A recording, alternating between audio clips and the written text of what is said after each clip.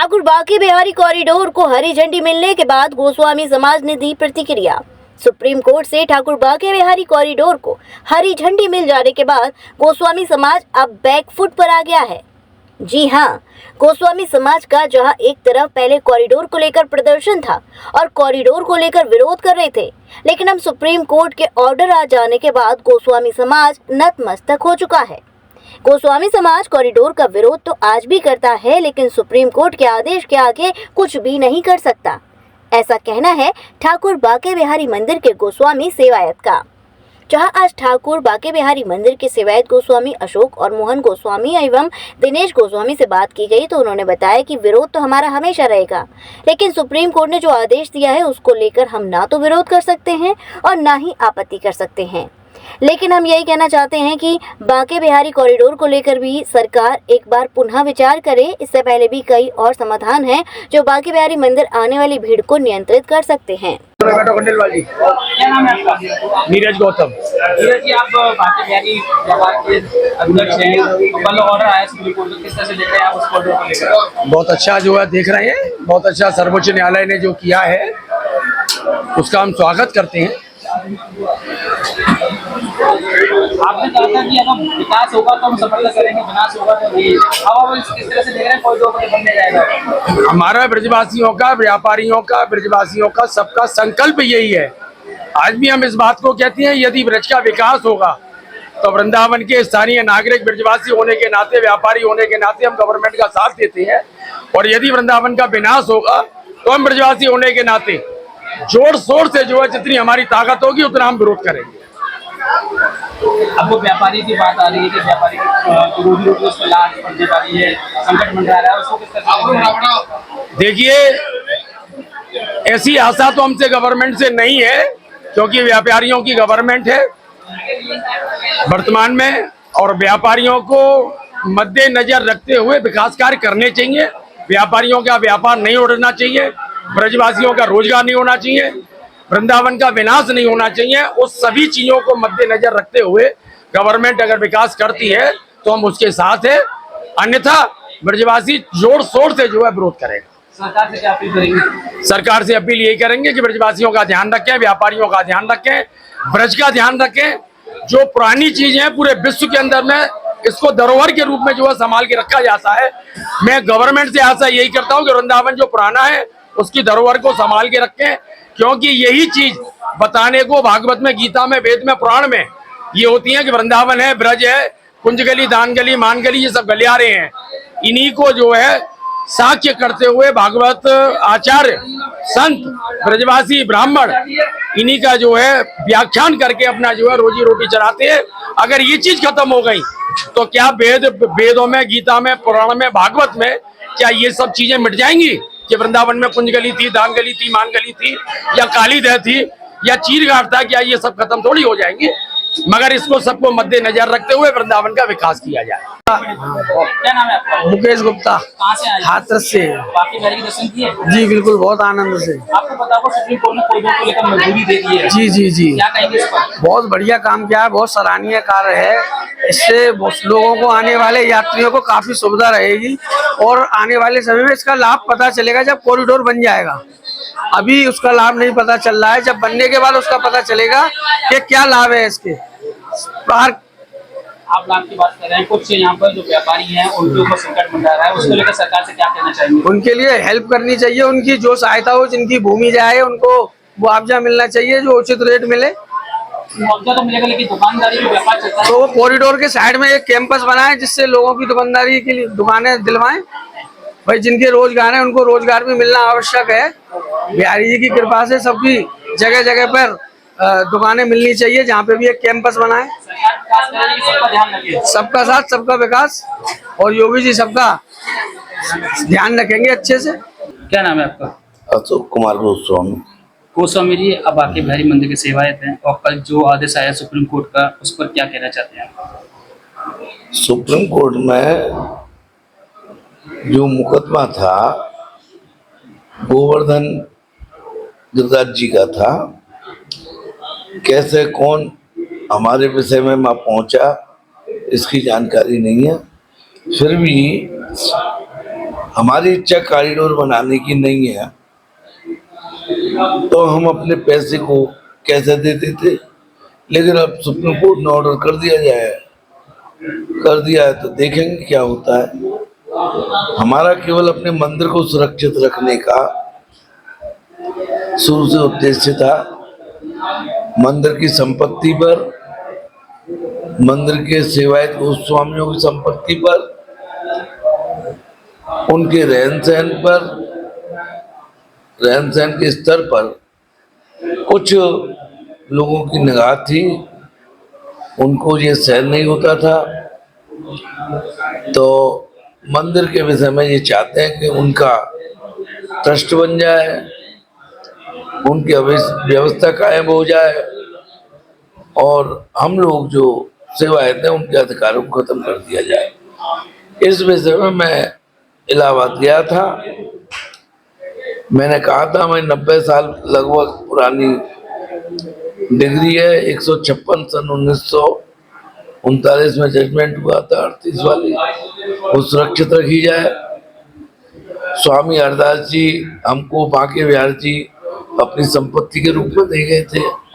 बांके बिहारी जी हमारे हैं।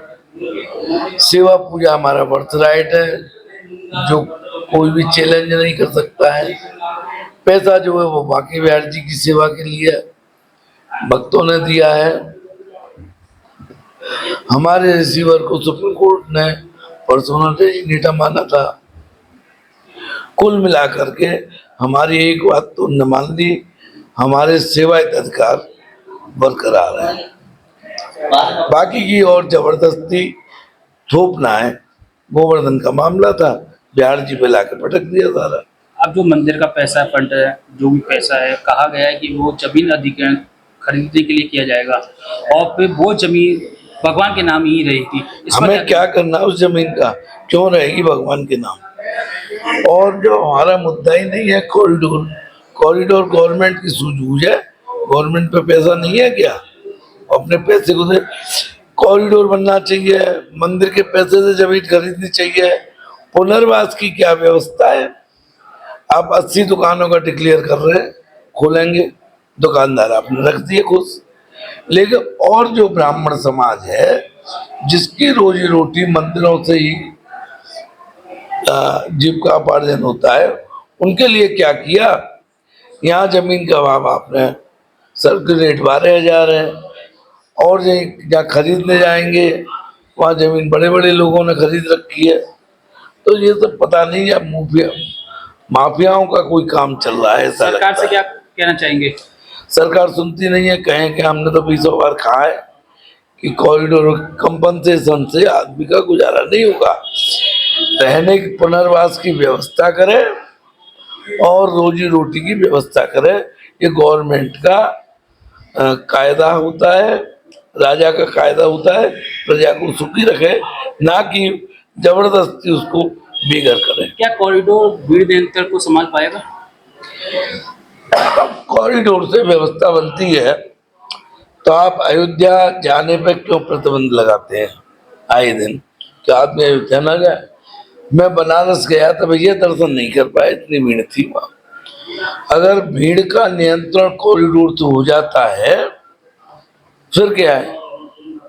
बनारस में क्यों हाई हुई कुंभ के ऊपर, आपने अयोध्या जाने से पब्लिक को क्यों रोका। विंध्यवासिनी देवी में इतनी भीड़ थी, ट्रैफिक जाम था, बड़ी मुश्किल से। तो कॉरिडोर से भीड़ की व्यवस्था संभव नहीं है। यदि अब कॉरिडोर बनता है, सरकार अब फैसले पर आ चुकी है, तो गोस्वामी समाज की क्या आगे की अब रणनीति सरकार से कौन लड़ेगा, 2 मिनट में अंदर बंद कर देगी। अयोध्या में जिसने खिलाफत करी थी, मैंने सुना, उनको प्रशासन द्वारा प्रताड़ित किया गया था। तो आदमी गरीब ब्राह्मण जैसे तैसे रोजी रोटी चला रहे वृंदावन में, वो विरोध करेंगे, उससे पहले उनको उठा के बंद कर दिया जाए। यानी कि विरोध करेंगे तो मुसीबत, और नहीं करेंगे तो मुसीबत। नहीं करेंगे तो वो बिहार जी उनको समेटेगा, देखेगा। दरअसल अघोषित इमरजेंसी की स्थिति भारत में इस समय है। इंदिरा गांधी ने तो घोषित करके कराई, ये अघोषित है। राधे राधे। श्री हरिदास। कल सुप्रीम कोर्ट द्वारा एक आदेश हुआ है जिसमें कॉरिडोर पर पक्की मोहर लगा दी गई है।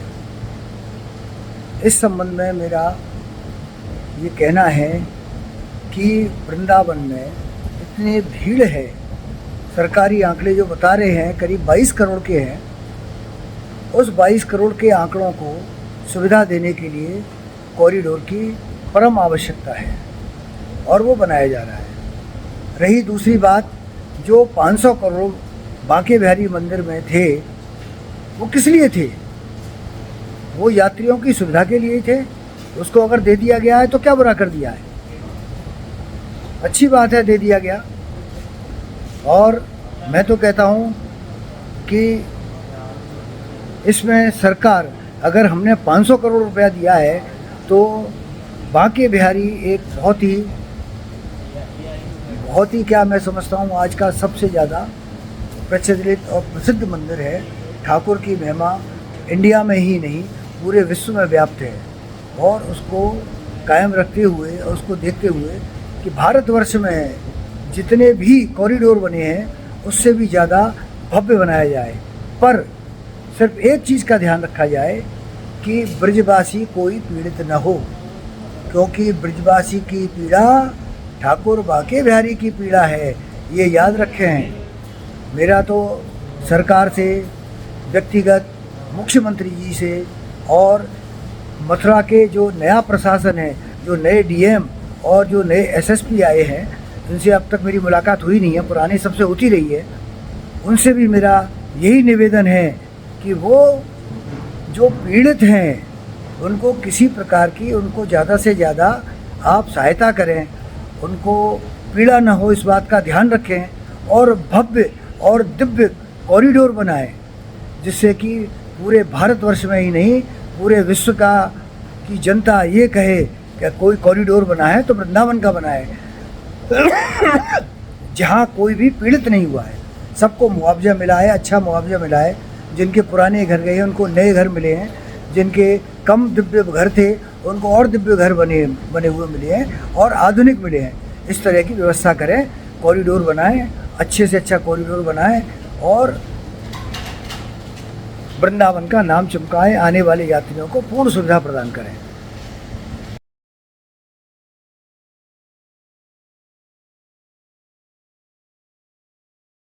सिम्स है तो मुमकिन है अब हर बीमारी का इलाज। सिम्स मथुरा का एकमात्र ऐसा चिकित्सा क्षेत्र जहां आपको मिलेंगी भरपूर सुविधाएं। 200 बेड का एक ऐसा आलीशान अस्पताल जहां मरीज आने पर नहीं किया जाता कहीं और रेफर। मेडिकल की हर सुविधा से सजा हुआ सिम्स हॉस्पिटल, जहां आपको मिलेंगे एक से एक विशेषज्ञ।